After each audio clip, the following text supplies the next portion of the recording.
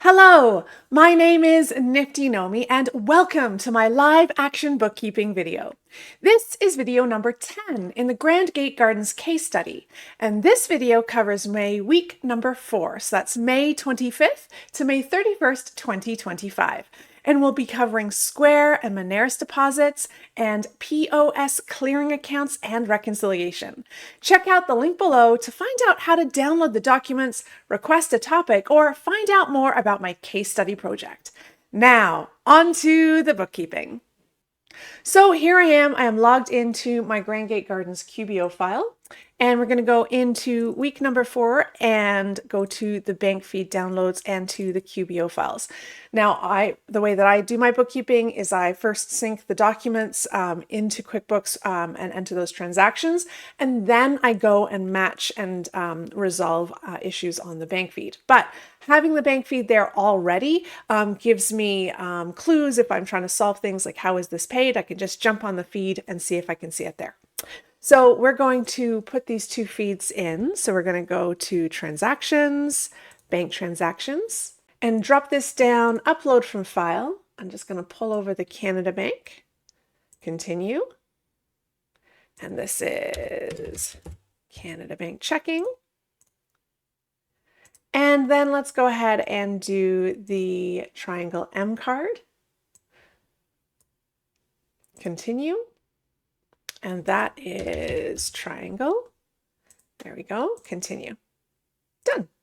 And let's take a look at what we have for paperwork this week.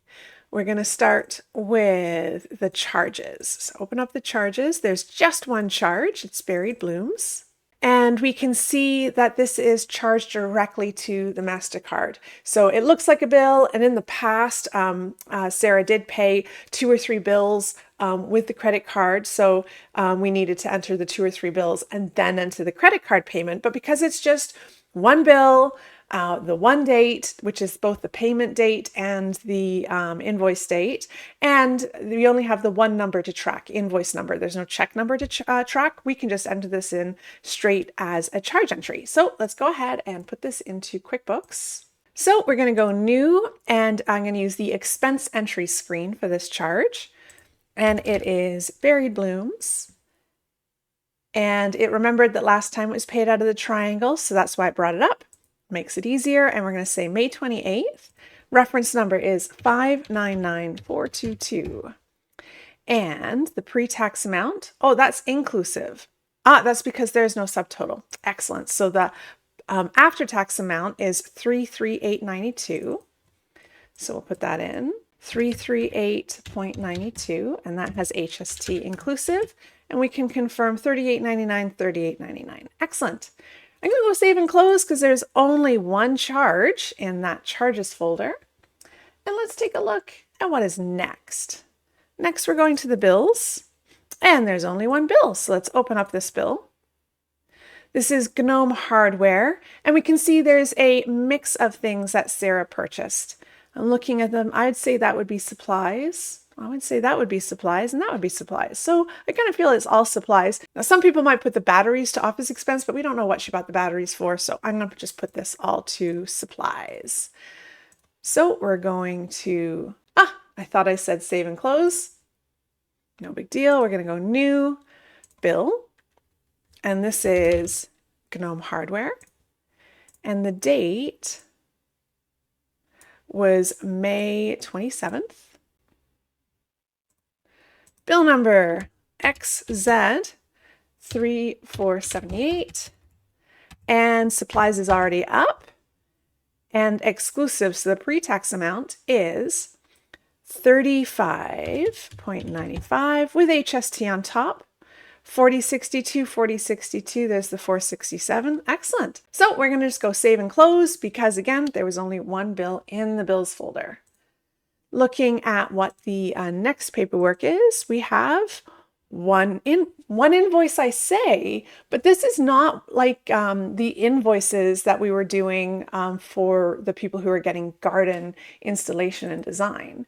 What this is It is the finances summary. This is a report that is printed off of Shopify for the entire month of May. And what we can see here is that the before tax sales for May for things that were ran through Shopify was 7,300, and that the HST was 950, and there was actually some gift card sales as well. And this total amount of money received, 46260, it was paid two different ways. Some of it was paid by cash and some of it was paid by Moneris. So the story here is that Sarah is using Shopify as her store register, and she's integrated as a separate machine, a POS or a debit credit machine, that she's integrated into Shopify. And so they're two separate machines. There you've got the register machine that's Shopify, and then you have the payment processing machine. So she would be issuing two receipts. I believe that the reason that she just decided to go with Shopify herself, and this is just a case study, is because she also intends to eventually be selling online, and she thought having both of her sales revenues go to one report would just make things much easier for her. So that's what this is. And there's many different ways to enter this, but I'm going to show you the way that I usually do it that allows me to sort of track and see all of the moving pieces. So let's go ahead and put this in. So on the left, we have the sales and the HST and the gift card sales. So the total funds that she would have received for this would be 8,462 because of the 200 gift card sales. And then on the right-hand side column, we can see how that was paid. And this is very important because we need to confirm that, yes, we did see 494 go into the bank, or yes, we can confirm that there was this much cash, and how can we confirm that? And so knowing how something was paid allows you to confirm that indeed that is reliable information and there's nothing that has been missed, because you're going to reconcile those two payment accounts. So let's first focus on the left side. I'm going to put this in as an invoice, and I'm going to create a new customer, and I'm going to call it a monthly store sales, like this. So this is all the people coming in and buying. We don't need to know the name of everybody who comes into our store. And I'm just going to date this May 31st. And the invoice number, you can change it. If you put it in as a number, just remember that the numbers keep increasing. So if I were to call this May 2025, when I went to open a new invoice, it would be May 2026. But for Sarah's file, we don't actually want to lose that invoice number growing, because she also does individually invoice people for garden installation and design. So I'm just going to call this May. I'm not going to put in the year, and for that reason, or May sales. And we'll just be able to tell from the date which year it is. And that way, the next invoice that opens is going to be 10/1/2 and not May 2026. Next, I'm going to add a new product. It's just going to be store sales, like this. She's using Shopify to, I guess, track her inventory and the things that are sold, and just giving us the monthly report. So we don't have to, all that information is in there. We just want to go ahead and put in store sales. And I'm going to say non-inventory item. We're not going to be tracking the inventory. The SKU in the category, that's if we were managing this within QuickBooks, but we're not. And we're going to sell it, and I'm not going to put any description in. I'm not going to put a rate in. The income account, let's see, we do have garden center and store sales income. So that's what this is going to be pointing to. Every time we increase or sell this product, it's going to increase this income account. And most of the things are subject to HST. And we're not going to track the inventory in QuickBooks. So that's why we don't set up this purchasing section. And we're going to go save and close. So now we've got store sales, and the rate is the total here of 7312.03. And then if there's HST on that, 13% right here is 950.56, and we can see it's actually 950.57. I'm going to change that now, but usually you change the HST as the last thing, because if we change stuff in here, it can often trigger QuickBooks to do the math again. And so now let's go ahead and add in the gift cards. So gift card, quote unquote, sales, they're not a sale of a product. Okay. What gift card sales is Here's cash that you can only use at my store later on. So when we sell the gift card, basically our gift card liability goes up. We owe somebody, money to pay for stuff to buy at our store, right? So gift card sales are not revenue. They're like a liability to fulfill at a later time. Now, when that liability is fulfilled at a later time, what's happening is a customer comes back at a later time and they say, I want to buy that plant and here's my gift card. And the plant is what is being sold. And the method of payment then is going to be gift card. And we'll see next month that the gift card is a payment method over here. So that's why gift card sales are not actually revenue. We're not going to see it on the profit and loss. It's going to increase the liability. And because of that, there is no sales tax. So this is very important. People think that, oh, just the money going into the bank, I can just back out HST and have a good day and call that income. And that's not correct. You don't know what that money going into the bank is regarding. So when people want to just enter revenue from the bank feed and just back out HST from all of the debit and credit card payment deposits, they're not seeing the whole story. You don't know what that's paying for. You can't just back out HST and assume it's all revenue, right? There could be gift card sales, which is not sales, it's a liability and not subject to HST. There could be tips in there, right? So there's a lot of things that you're missing. Not only that, we're going to see in a moment when we put in the Square deposits that if somebody pays something $500 by Square's not going to put $500 in the bank. They're going to hold back the fees. So each payment processing service, we call it POS or point of sale, each payment processing service does do it a bit different. Not all of them put in just the amount and not all of them hold back the fees with each deposit. So you do need to crack the lid open and see what's happening with the specific POS that the business is using. Anyway, after my little rant there, let's go ahead and add gift cards. It's not here, so we'll say gift card sales. We'll add that. And we could say it's service, or let's say non-inventory item. And we don't need a description. We're going to put this to gift cards issued. And this is going to be out of scope. So this doesn't even go onto line 101 of the GST HST return. If we wanted it to show up there, even though there's no tax, that's when we'd say 0 rated.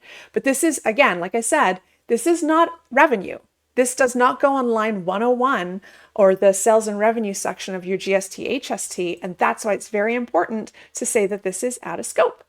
So we're going to go save and close. And how much in gift cards was being sold? $200.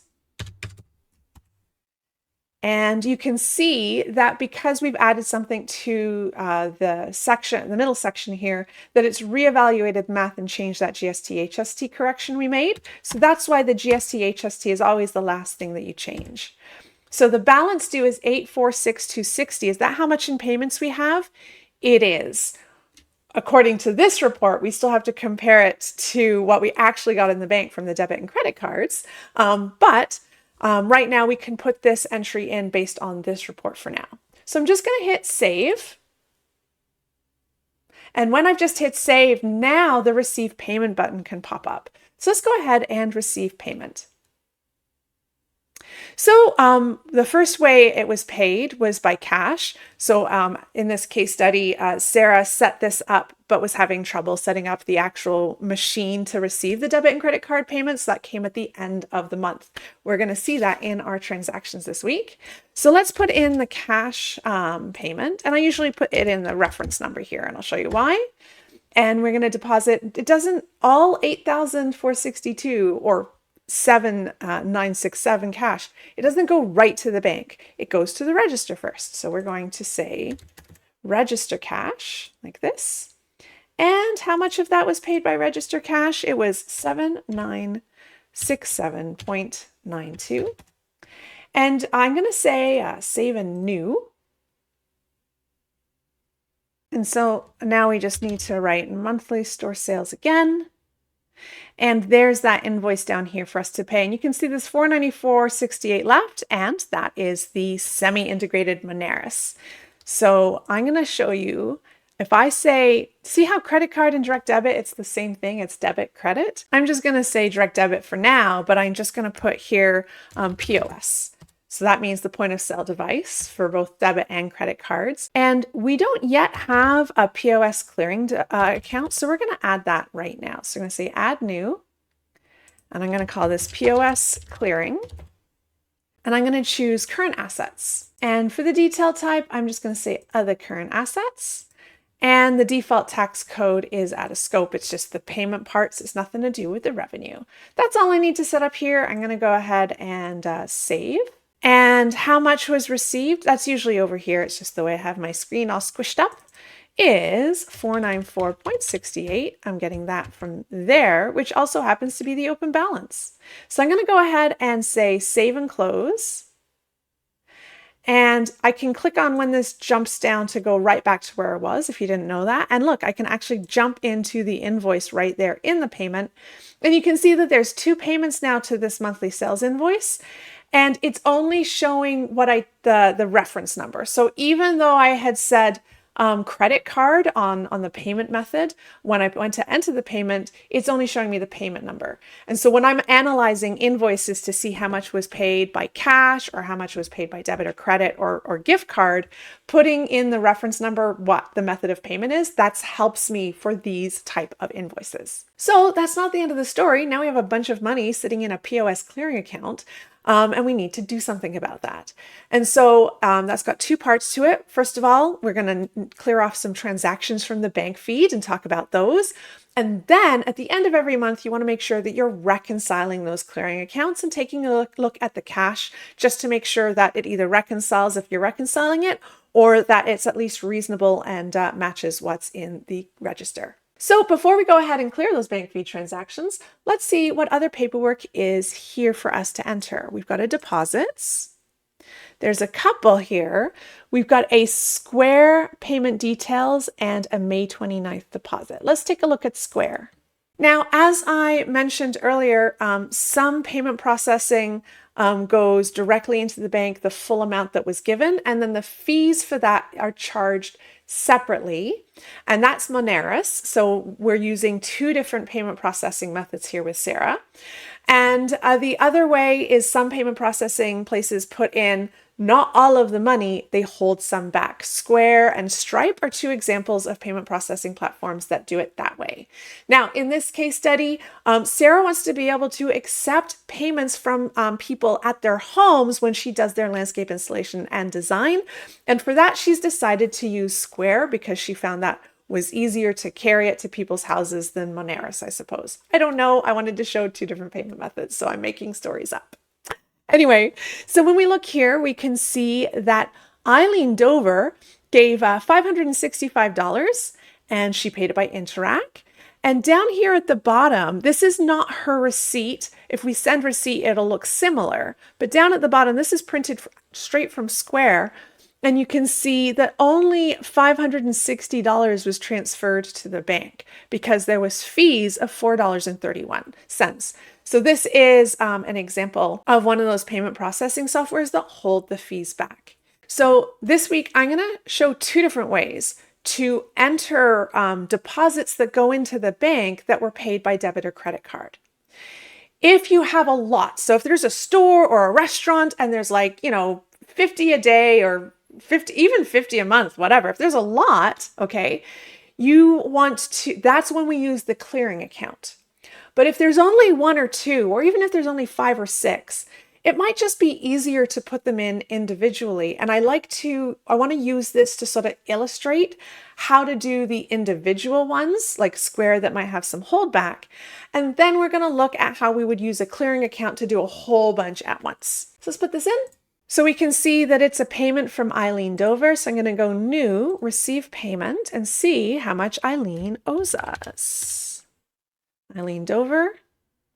And she does indeed owe us $565. And that payment date was May 26.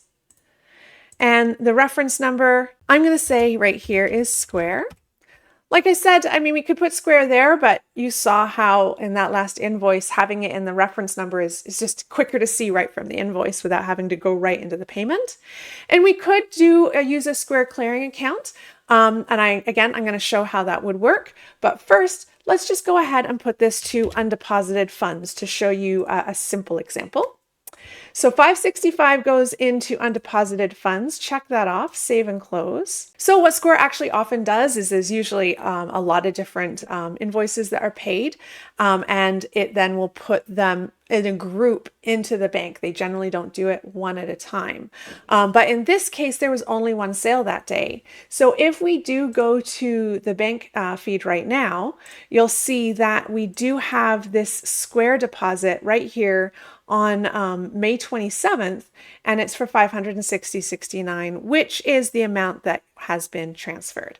So if you see this amount transferred and you don't see it in the bank, what you want to do is there's probably more of them going in all together.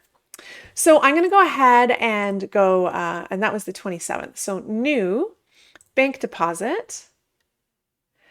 And you can see here's that payment ready for us to check off. This was on the 27th and it's going into Canada Bank. So let's check it off. Boop, 565. But wait, 560.69 went in. So here's my little hack. I can go ahead and say that Square, there they are, supplier.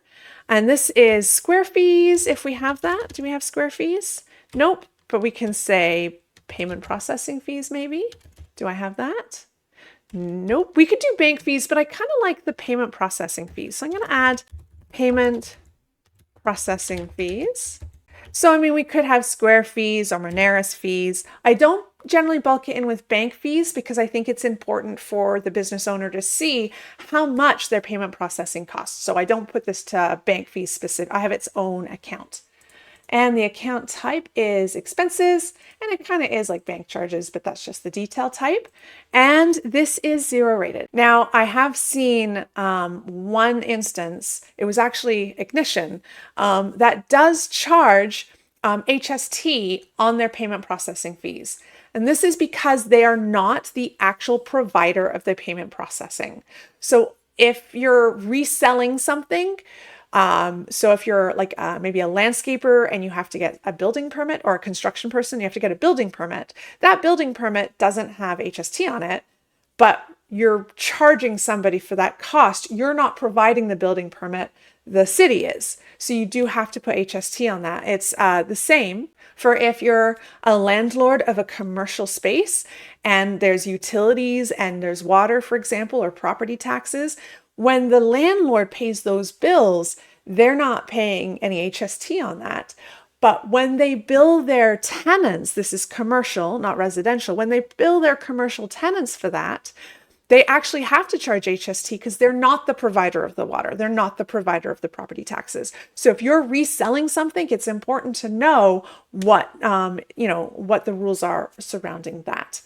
In this case, Square is the actual processor of the payment, so it is 0 rated. So we're going to say 0 rated on those, and we're going to go save. And we can actually say negative 4.31. And now that we've said negative 4.31, now the amount going into the bank is showing at 560.69. So that is my hack on how to put in these individual deposits from Square.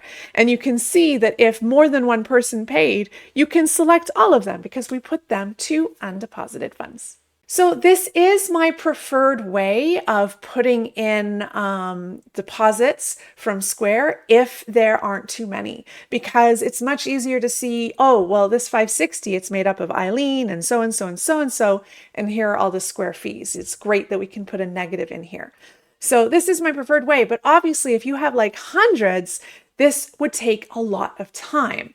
So nowadays there's actually integrations that you can use, and I've seen a lot of integrations do something similar to this.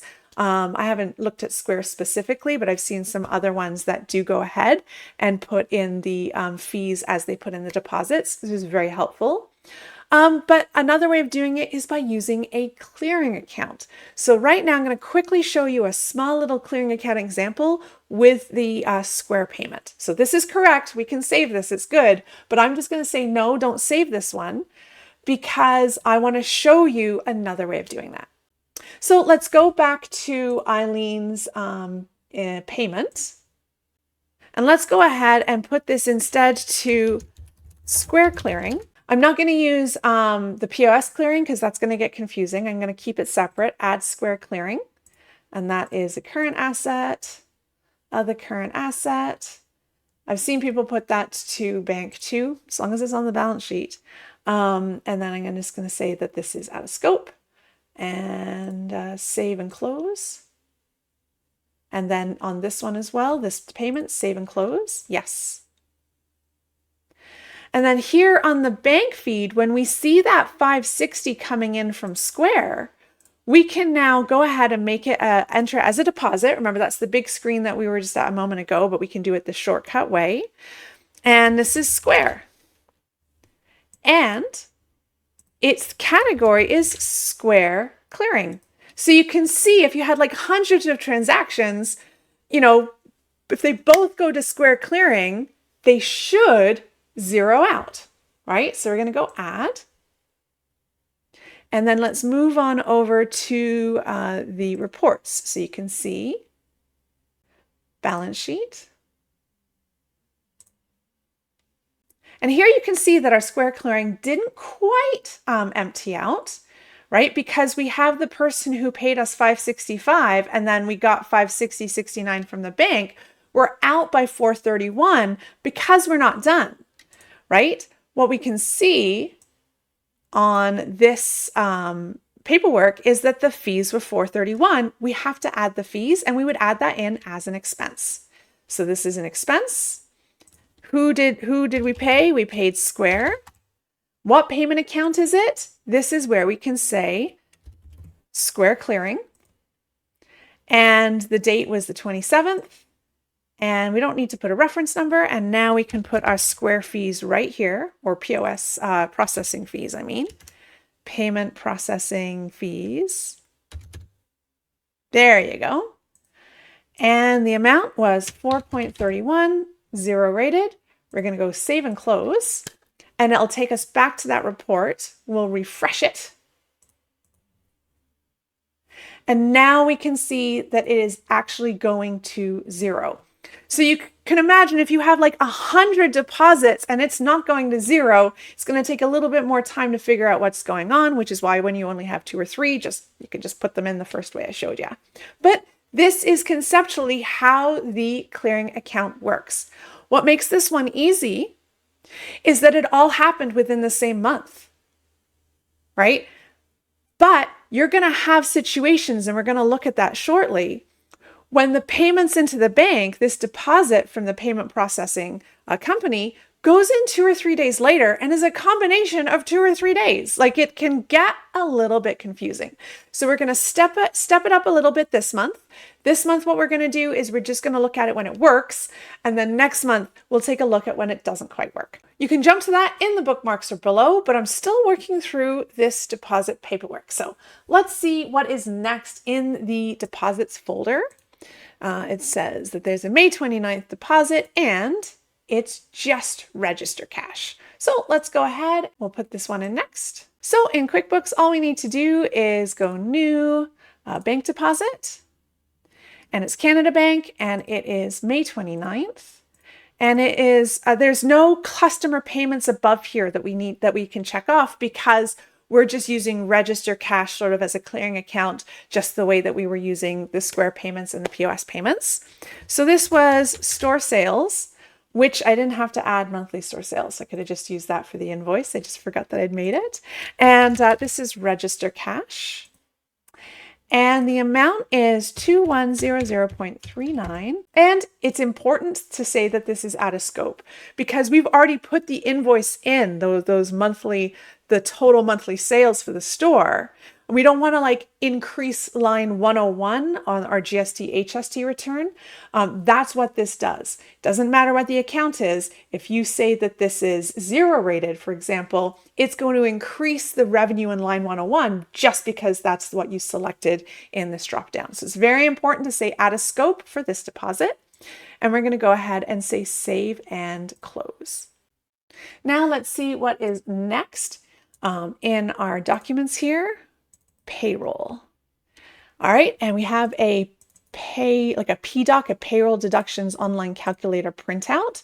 And helpfully, Sarah has written on here what the pay period was, what the hours are, and how it was paid. So we can go ahead and put this in. You can see there was actually a stat holiday here. And the way that, by the way, that Sarah calculated that stat holiday is she went back not 2 pay periods, but looked at the 4 weeks before the week that had the holiday in it. So here what we have is we have actually Kamal's hours that he worked for each week. And you can see that his first pay period, which was paid May 2nd, he worked the 38 hours, and that's the breakdown. And then for the next 2 weeks, he worked the 18 and the 21, and that was paid on the 16th. But the weeks that we actually have to use to calculate the stat pay are actually the 4 weeks immediately prior. So we can't always use the biweekly pay period hour totals, and that's important to know for people who have varying hours. I'll show you the difference here. We can see that if we add up just the first 2 pay periods, like this, so that's the first pay period and that's the second pay period, and then we divide by 20 because that's the stat pay calculation, we would say, oh, we owe 3.9 hours to Kamal for stat pay, but that's the incorrect calculation. You want to add up the 4 weeks immediately prior to the week that has the stat holiday. So those would be the 4 weeks that you add up, and we'll put some brackets around them. And then we'll say this number divided by 20 is 4.2. So you can see it does make a difference. Don't just use the pay period totals. Take a look at what the weekly hours are and just go back the 4 weeks immediately preceding the week that has the holiday in it. All right, so let's go ahead and we can put this in. We're right now using QuickBooks Online Payroll, even though Sarah in the case study was taking care of it manually. And that's because I wanted to illustrate QBO Payroll and some of the things that you need to be aware of when you are using it. So we're going to go ahead and put this in, and we can go to Payroll, Employees, and Run Payroll. And it wants to pay from May 11th to 24th, and that's what she wrote. Pay period, the pay date is May 30th, and that's what QuickBooks is defaulting to. We've set this up in a previous video. And his regular pay was 38 hours, and his stat pay was 4.2. And we're going to go ahead and preview payroll. And here you can just take a quick look if you'd like to see the breakdown. You can see that 620.06, 620.05. Isn't that interesting? There's a penny difference. I didn't know that was going to happen. So let's see where it's happening. And we can see that just from looking at the breakdown. So right here, we can see that the total cash income is 822.90. And here it says that it is 822.90. So it looks up, there's that total. So that's okay. And then we can come down here and we can see the income tax is 148.40. And this one says 148.39, which is the total of the federal and the provincial. Total deductions is 148.39. So we can just change that right here to match what she e-transferred Kamal on the bank. And now 620.06, 620.06, save. Excellent. We're going to go ahead and make sure it says Canada Bank Checking because that's where she e-transferred it out of. Submit. And I would have liked to be able to say e-transfer here for the check number, but it's only accepting numbers. That's fine. We'll just leave it blank and we will say close. So let's see what's next in our paperwork folder. Now we come to the statements. We have 2. We've got the Gnome hardware statement. So she has an account with Gnome hardware now. And so this is the Gnome hardware statement. And you can see that she's paid the entire statement by check. So let's go ahead. She's got a check of $963.69, and we can see that it is paying all of these bills that she incurred in May. Coming up, we're going to take a look at what it looks like if she were to just pay $500 towards it, and how that looks like. But for now, let's go ahead. Now, before I go ahead and mark this as paid, I'm going to show us how we can confirm that all of these invoices are in and owing as per QuickBooks, and I'm going to show a quick way to do that. So a quick way to make sure that these are all in and ready to pay is we can go to Reports, and then we can go to the Unpaid Bills report.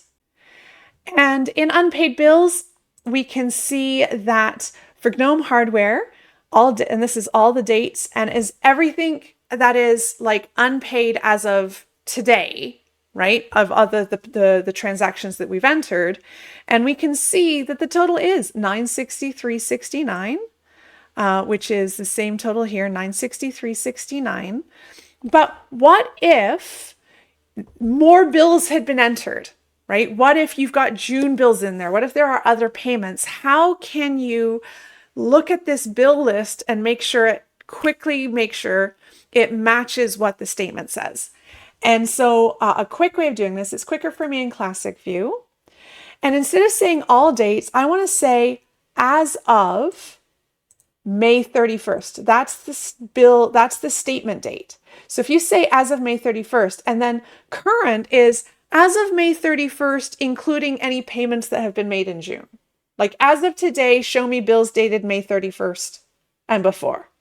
That's what this is saying. I don't want to say that. I don't want to say show me all the bills dated May 31st and before, that as of today, June whatever, are unpaid. I want to say, what did it look like on May 31st? That's what this report date button looks like. So run report as of May 31st. And this is usually the report that I use to make sure that the numbers in QuickBooks match the numbers on the statement. So now that we've confirmed that, we can go to any one of these bills, really. I'm going to click it open and go make payment. And again, I've shown different ways to get to this individual bill payment screen. And it was a check, so that's Canada Bank checking, and that was June 5th right here. And then the check number was 017. And let's select all of them right now, and they all add up to $963.69. So I'm going to go ahead and save and close. So notice how our May 31st unpaid bills snapshot in time report did not change. We set the report date as of May 31st and then the aging method report date to get this snapshot.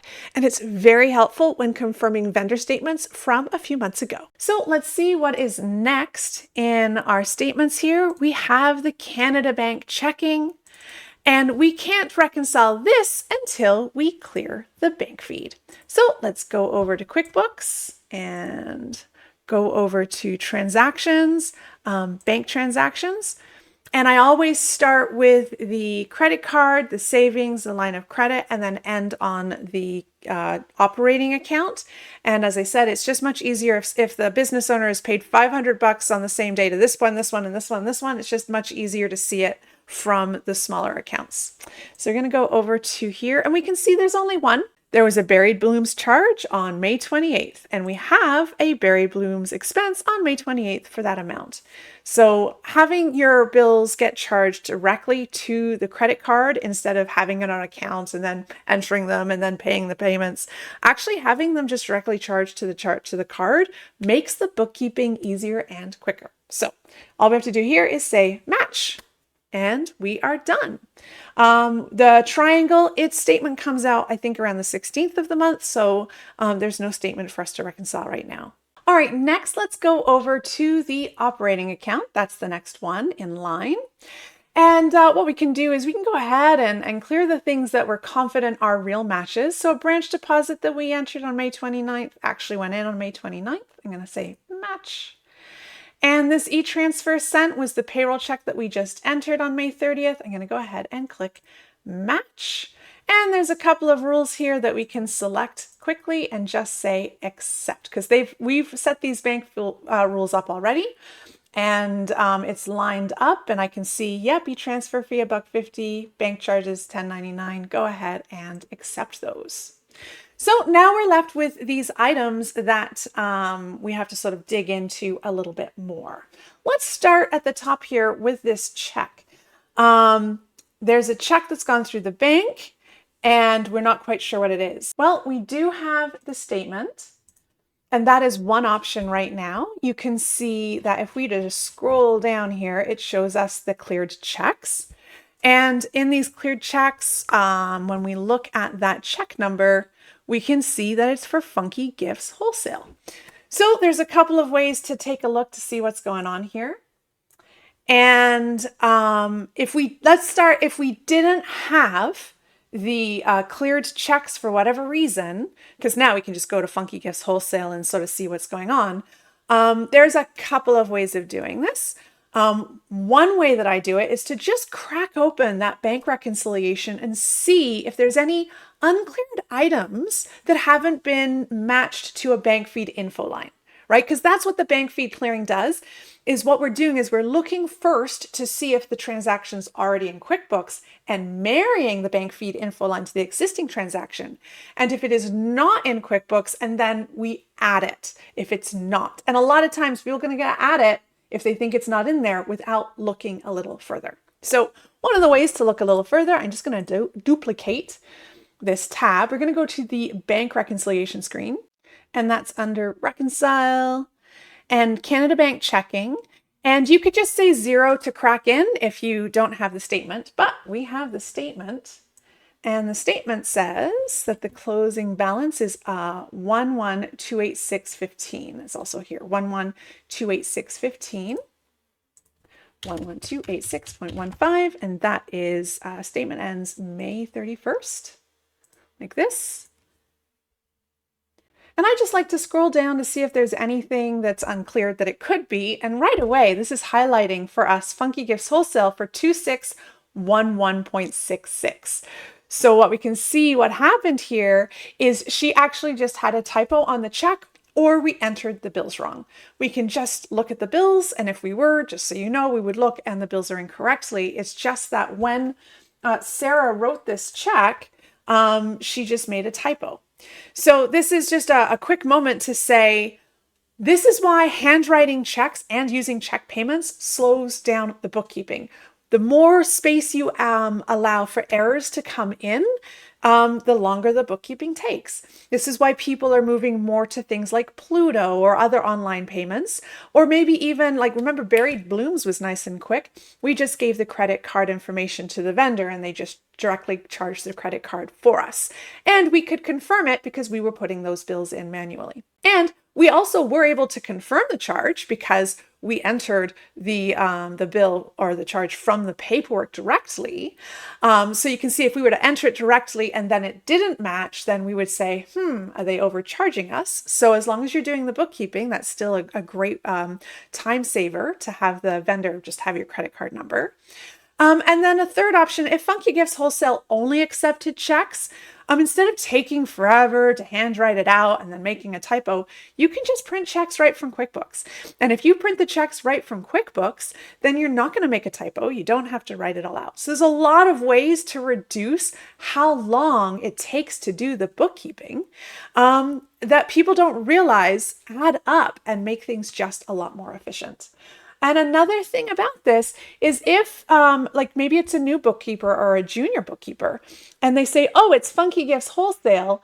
Sometimes people don't go a little further to see if it's already entered, or they'll try and find it and they don't find it. And then because QuickBooks has this bank feed as well, what's going to happen is they might go ahead and say Funky Gifts Wholesale retail purchases and enter in the expense twice.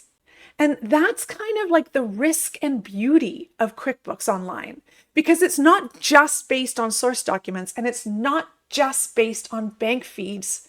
What's happening is because it's combining both methods of bookkeeping, it's adding a little bit of risk there. If a user is too bank feed centric, and I see that a lot, and they don't think to see that it might have already been entered in another way, you can get a lot of double entries and unreliable data. So bank feeds really do make the bookkeeping quicker as long as the user understands that QuickBooks Online is really a combination of both source document bookkeeping and entries and bank feed transactions, like those two methods, just to be aware of the risks that entails. But the efficiency, like the being able to grab the best of both worlds once you sort of understand what's going on, is phenomenal. That's why I'm a QBO fangirl. Okay, I'll get off of my pedestal, and your question is like, great, now that we know that, how do we fix it? So let's go ahead and see how we can marry this bank feed info line to the QuickBooks transaction, even though it's a different amount. We have to make the QuickBooks transaction the right amount.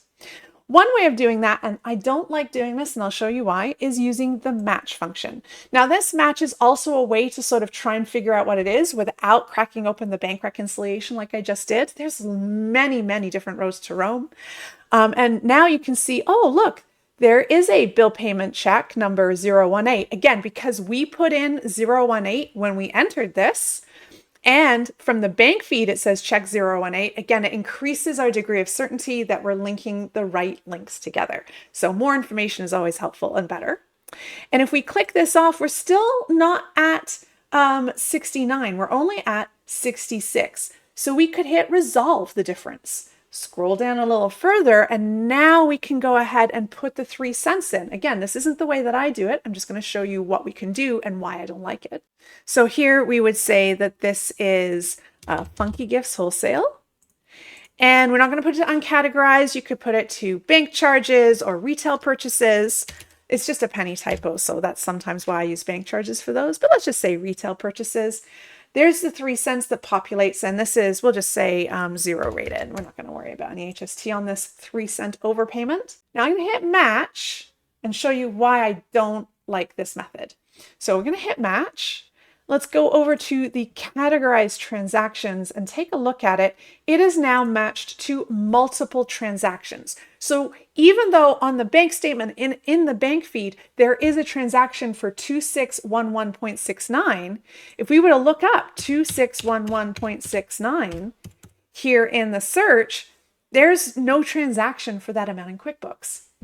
And if we even go over to this bank reconciliation screen and hit refresh, see what it looks like now, and we scroll down, you can see that here is the 66 and here's the 3 cents. They're two separate transactions. Again, it's not actually reflecting the reality that happened. So it is in, and the bank's going to reconcile, and the GL accounts are all happy. So this isn't technically a wrong way of doing it. It's just my personal preference. I like the closer to reality, the better, because then it's much easier to troubleshoot and see what happens when we look back.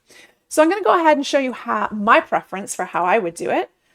I'm going to go ahead and undo what we just did. So it's going to delete that 3 cent deposit. Remember, undo undoes whatever the button did over here. So if we added something, it will undo the add. If it matched something, it will just undo the match. And now let's go to the check here. Let's go to this payment.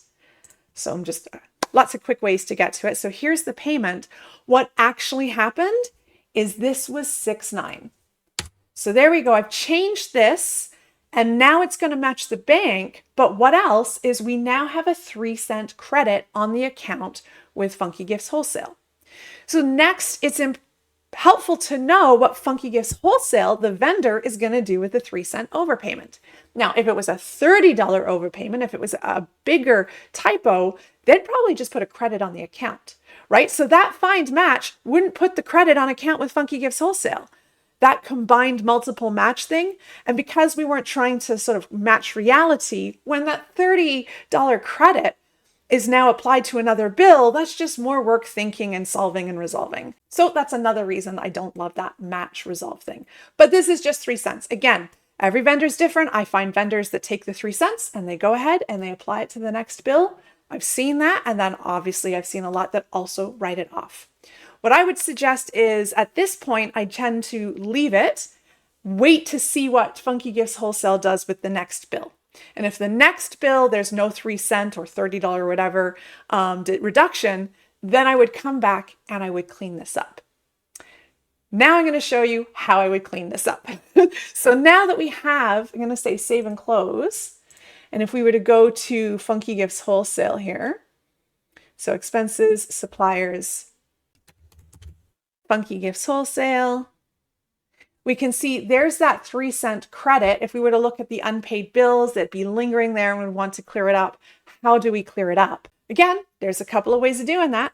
Going back into this bill payment, we can go ahead and take one of these invoices and just increase it by 3 cents.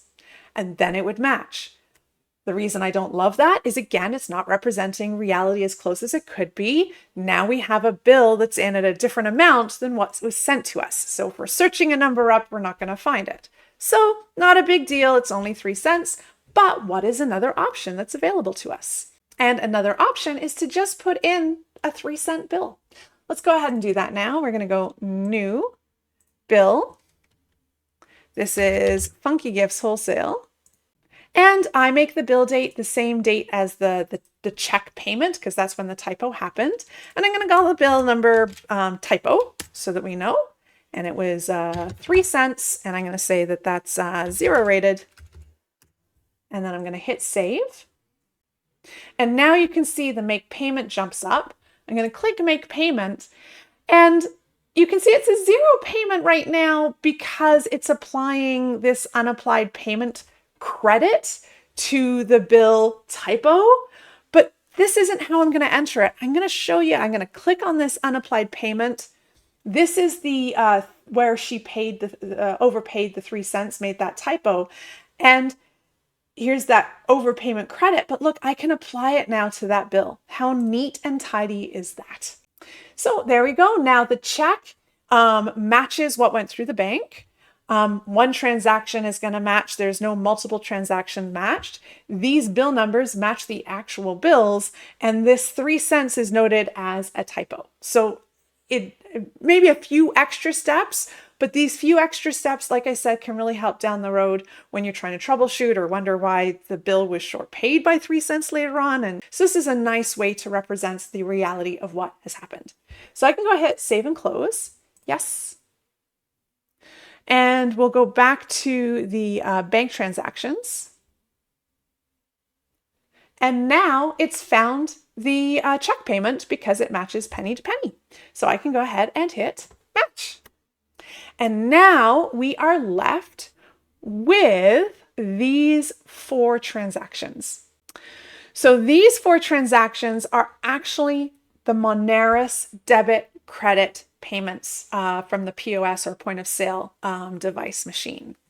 If we were to expand this, you can see that it's actually giving us a number, and this number is actually the Moneris account number.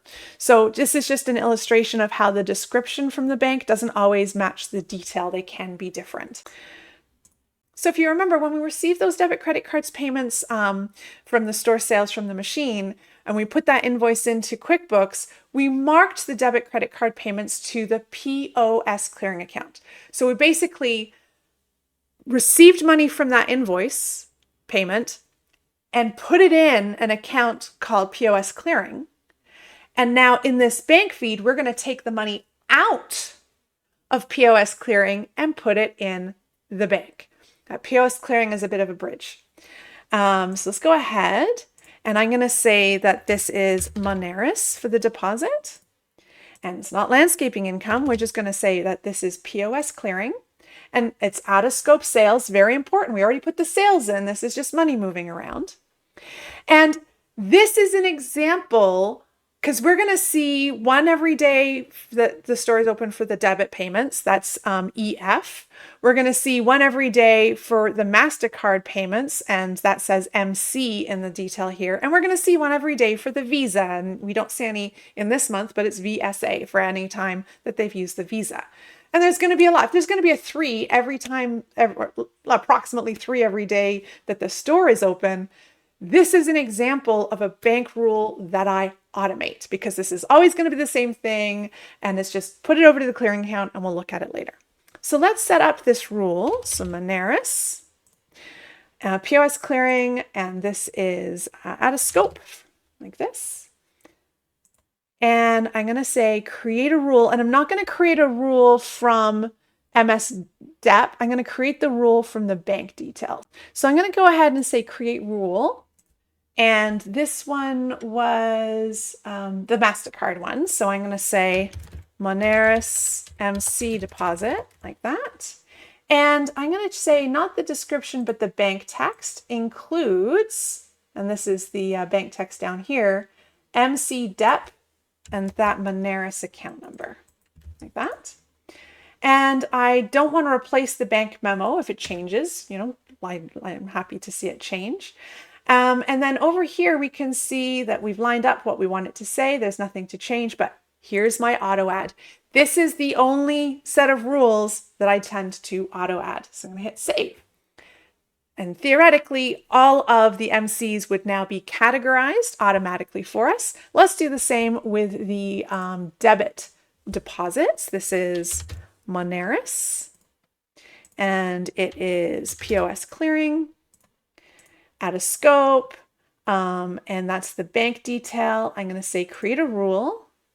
This is Moneris debit deposits.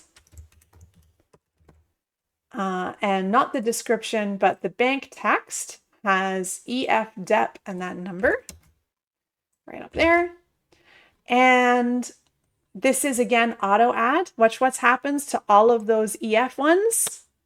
And they're done for us. So as soon as they come in from the bank feed, they'll get cleared away and entered for us. Now, it was important that it said Dep, right? Because this is not a Dep. This is not a deposit. This says fee. This is the fee. And unlike Square, so Square puts in a combination of the money that's given and withdraws the fees and puts the difference in, and Stripe does the same. Moneris gives you all the money and then charges you the fee separately. Not every spent or money coming out of the bank that says Moneris is a fee though, okay? Sometimes it's a refund.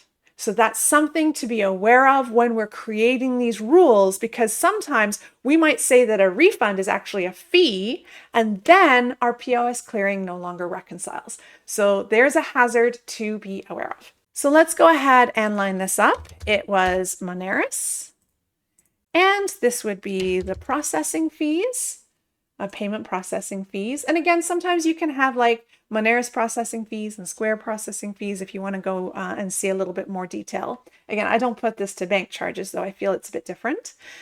0 rated, and I'm going to use just this section here. Control C, let's create a rule. This is the Moneris MC fees.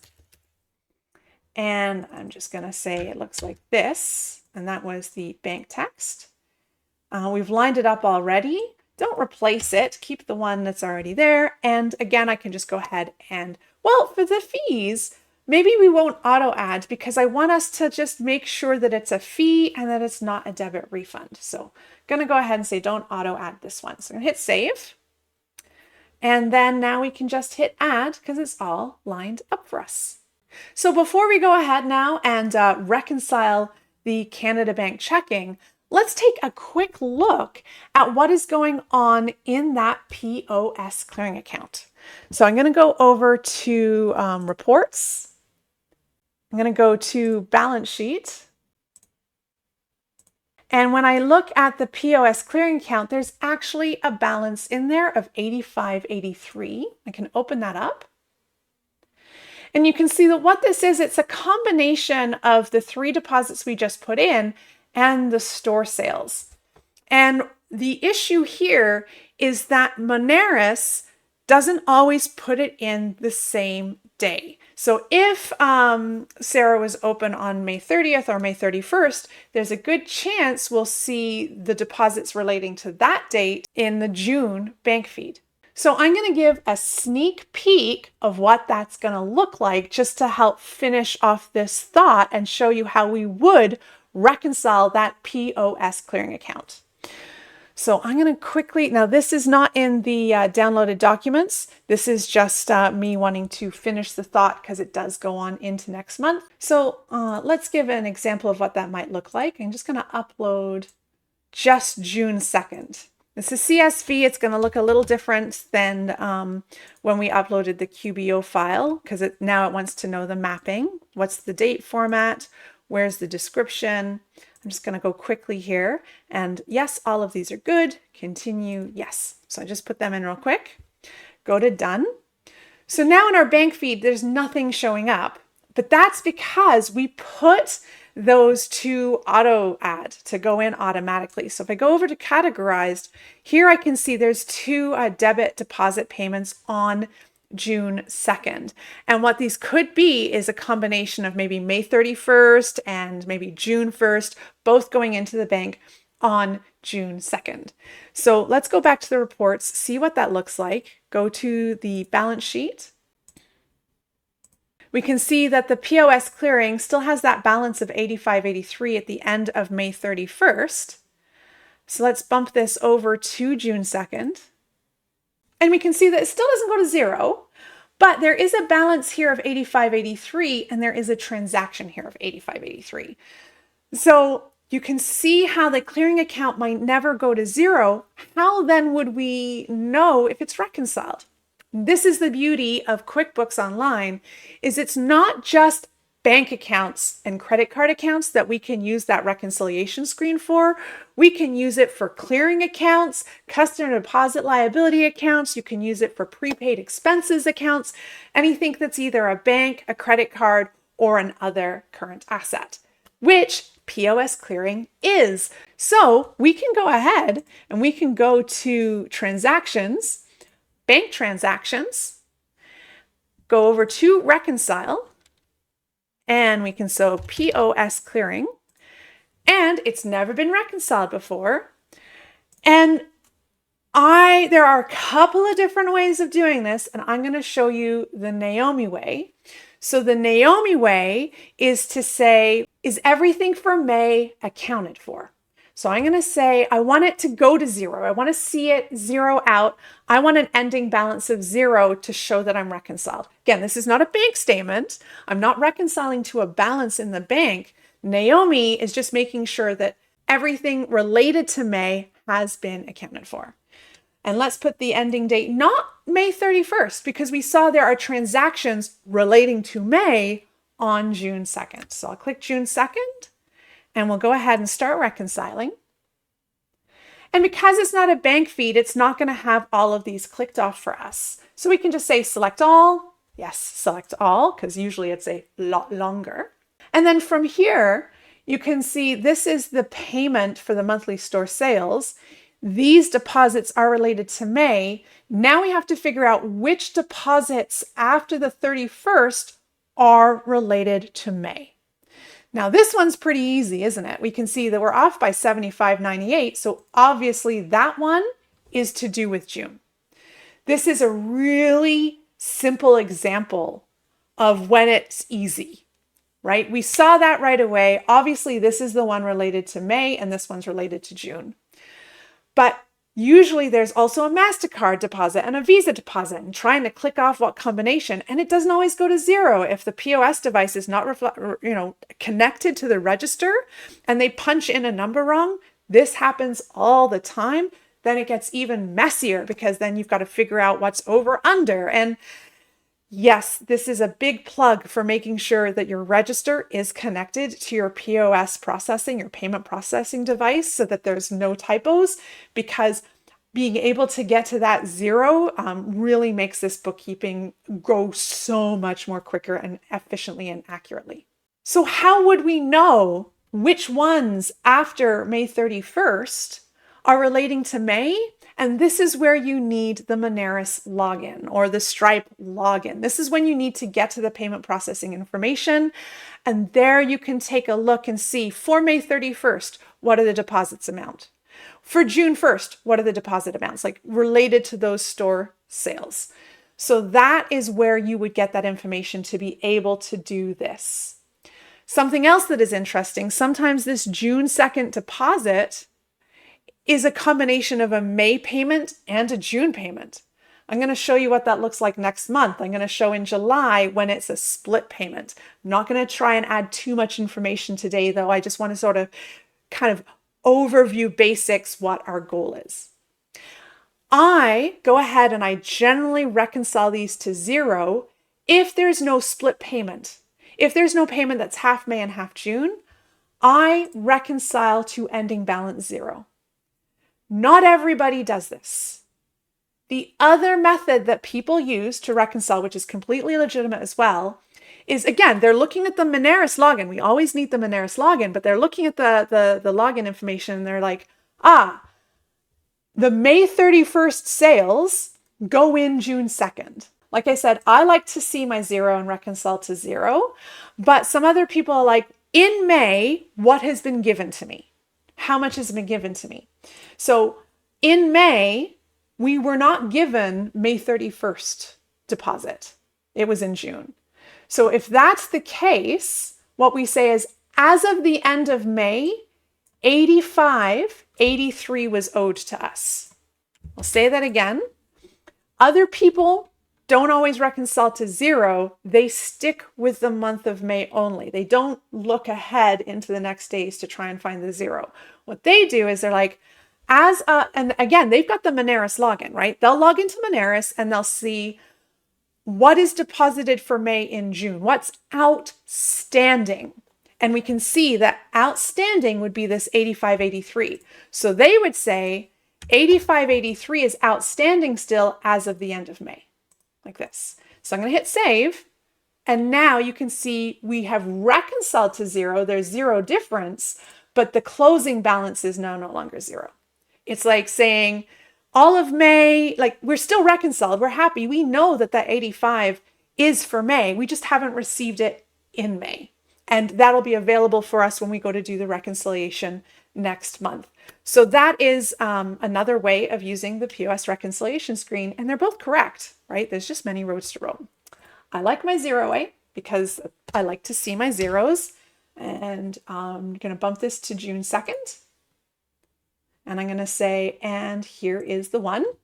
And this is now making sure that all of May's payments by POS, debit, credit do match what we said when we entered the monthly store sales.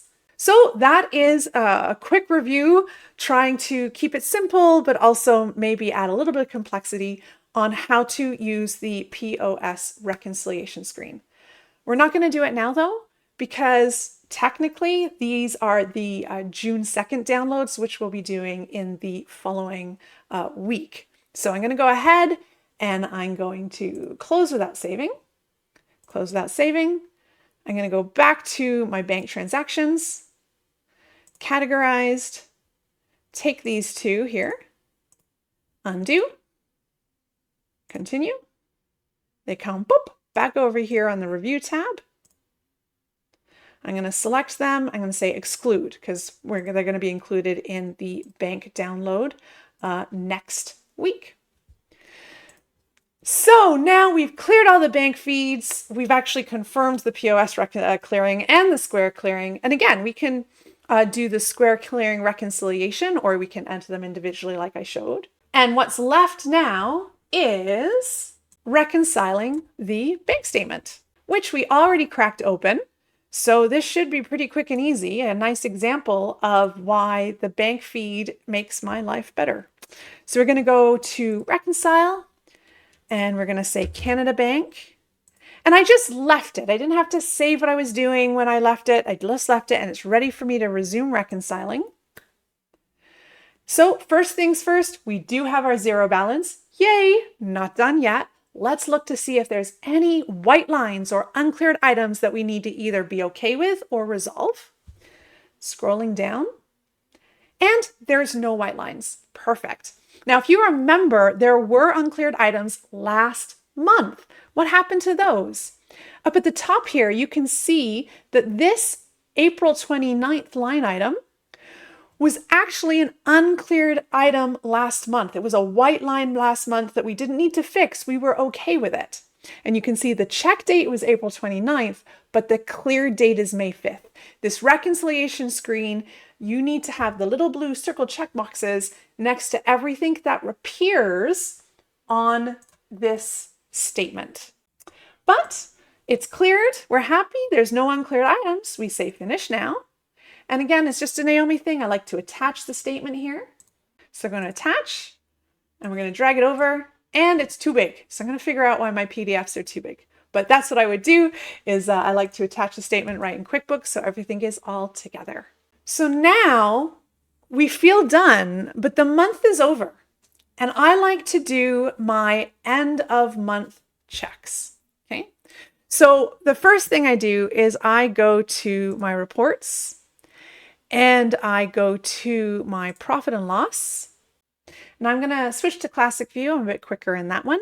And I like to view it by month. So we're going to go March to the end of May and display columns by month and run report. So this is the month over month, and I really like looking at the month over month with a bit of a critical eye just to make sure that, like, I'm not doing financial analysis here, I'm just making sure nothing was missed. We can see, for example, when we look at rent, which is right down here, that it is $3,000 a month. So if there was a month that didn't have that rent, I would be like, why is that? Because that's going to affect my month over month analysis of the profit of the business. Property repair and maintenance, there was some in April, but none in May. So that's not a reoccurring charge. So I don't feel like I'm happy with that gap, that space. I kind of look for the holes. And so I just sort of like look at bank charges. They seem pretty consistent. And then look here at the internet though. Here's a hole. There's no internet for May. And why is that? Why is there no internet for May? And I'm going to tell you right now for this case study that what happened is Sarah has that the internet for the property. When she set it up to be paid by her personal card. So if we were to look at this telecommunications bill right here, we can see that it is paid by the owner's banker CC. And the danger of that is because Sarah didn't give us forgot to give us that paperwork or just thought now we know it or what have you, we're going to miss it on the bookkeeping, except because I'm doing this a month over month review and I see that hole. Now I know I'm going to go back to Sarah and ask her for a copy of the May internet bill or ask her what happened to her or whatever. So you can see there's, first of all, the benefit of the month over month analysis. Just, again, not financial analysis, just like, have we missed anything? Does everything look great? But also, it's very important to prioritize not using a credit card that's not dedicated to business transactions. If Sarah had used a dedicated credit card from day one, this wouldn't happen, right? Because she waited to get that dedicated use credit card, the first few months feel a little bit chaotic. I see that all the time. So if anybody's starting a business, first thing you want to do is decide which credit card you're going to use that is dedicated for business. Make sure it has a zero balance before you start using it. And then we can connect that bank feed and make sure we're not missing any expenses that you might not have afforded to us that were paid by your personal card. And not only that, now what we need to do, even though we've taken that extra time to see what might be missed, now we have to call Sarah or email Sarah or text Sarah and add this to the questions list. So the more questions slow you down, it feels like you're doing bookkeeping through molasses. So plug to make sure that everything's paid by your dedicated business card. So for this case study, we call, we text, we email Sarah and we're like, hey, was there a Go Telecommunications internet bill for the property for May? Oh yeah, she says, I forgot to give it to you, and she sends it to us. So I'm going to include that in the paperwork for next week for anybody who's not watching the videos, and make a little note on there to say why it's sent late. But I wanted to illustrate this practice of just taking a look at the profit and loss and just thinking about it, looking for holes, and making sure you're not missing anything. What I'm going to do right now is I'm just going to go more, copy, and I'm going to put this to May 1st. I'm going to say May NR, but you can also add the NR tag. So I'm creating an NR tag right now. NR is kind of like an industry shortcut for saying no receipt or need receipt. So we're going to say that we're entering this without looking at the paperwork. And I'm going to go save and close. And because of that too, we can now print a report of everything we've entered without a receipt, send it over to Sarah and let her know this is our best guess, but if your auditor reviewed anything that has been entered without a receipt, if CRA asks to see a copy of that receipt, it can be disallowed for the income taxes. So NR tags are great. So glad that QuickBooks has decided to keep tags, because I use NR tags quite a bit with my clients. So we have that in. We can go back to the P&L report, the profit and loss report. So it's popped us back in now to the modern view, but we can see under display columns by months. That's what's selected off, and I had done that when I was in classic view. So here we go. We're looking to see if there's any other holes, and I don't see any other holes. Everything looks pretty good. The next thing I'm going to check is I'm going to go to reports, and I'm going to look at the balance sheet. So what's interesting here is we can see that the gift cards issued is at negative 200. And the reason it's at negative 200 is because I added the gift cards issued account as a bank, and like a bank type general ledger account. The reason I have gift cards issued as a bank type GL account is because now it's going to be an option available for me to pay that monthly invoice, right? Because sometimes it's going to be paid by cash, sometimes by credit card, and sometimes by gift card. So now I've got that as an option to pay. If you don't like it there, then that means you're going to have to start using something like journal entries in order to get that paperwork, those entries in. And that's acceptable as well. I just like the way it illustrates it using the interfaces that I use. It just makes it a little bit more easier for the brain to digest and understand what's going on, and therefore clean up problems when you're troubleshooting and trying to figure out what might be going wrong. Another thing you can do is if you were, for whatever reason, wanting to use these financials to give to a bank, I mean, they're not great. They're the bookkeeping financials, so they're kind of a bit too detailed. Generally, banks like a more summarized financials. But if that's something you could do, you could change the account type to a liability to print the report, and then come back and make it back into a bank GL account as you do the bookkeeping. So that's another option. So, and it's negative. So a negative asset is a positive liability. So when it would get flipped down to the liabilities, it would then turn into a positive number. We can also see that register cash is at 0, and I'm not able to click on it. I am just learning the modern view right now, and I'm not loving it. Let's go to the end of May again. I might do a bit of feedback after I see that that's what happens, that the modern view is not allowing me to click in. But here in the classic view, I can click in, and we can see that this goes to 0. Interesting. And this is not normal. All right. Usually what happens is cash is just going in 500 here, 1,000 there, willy-nilly. And so what we want to do usually is we want to make sure that this balance is what is in the cash register. Now, Sarah's just starting out. She wasn't quite sure what it was going to look like in the bookkeeping. So what she did is she went to Shopify and she said, how much has been paid by cash this week? And it said, this much has been paid by cash. And she's like, okay, that's how much I'm putting in the bank then. So that is how Sarah decided for the month of May to put the cash into the bank. And because she did it that way, we can see it's actually zeroed out. This isn't normal. What we're going to illustrate in June is her actually just putting in like 1,000 or 1,500 into the bank, and make sure that that balance represents closely what is in the cash register. Is there a float of 500, 1,000? What's the register float? What we're going to do in June is we're going to have a more realistic look at what usually happens with the register cash. Somebody's just putting in like 1,500 every week. And then we can take a look at that balance and make sure that it is reasonable or matches what the register cash float is as well. But I figured the POS reconciliation was enough for this week. So let's go back to the balance sheet.